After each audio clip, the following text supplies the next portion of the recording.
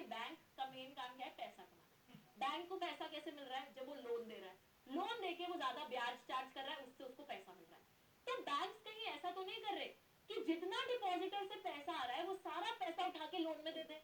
कल को भाई डिपॉजिटर है, हमें पैसा हमारा वापस चाहिए और कोई पैसा ही नहीं बैंक के पास। तो ये सब नहीं होना चाहिए।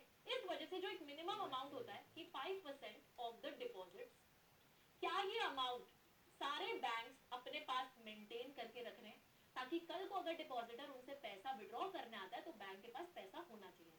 सारा पैसा बैंक को उठा के लोन में नहीं देना है, डिपॉजिटर के लिए वो 5% कैश उनको रखना ही है। तो क्या ये हर बैंक कर रहा है कि नहीं, इस चीज पे चेक रखेंगे।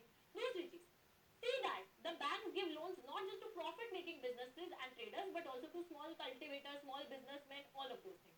भाई ऐसा तो नहीं है कि बैंक के पास जो अमीर आदमी आ रहा है सिर्फ उसी को लोन दे रहा है वो, और जो गरीब इंसान आ रहा है उसको वो लोन ही नहीं दे रहा। तो ये चीज नहीं होनी चाहिए। क्या बैंक हर एक व्यक्ति को लोन दे रहा है कि नहीं दे रहा?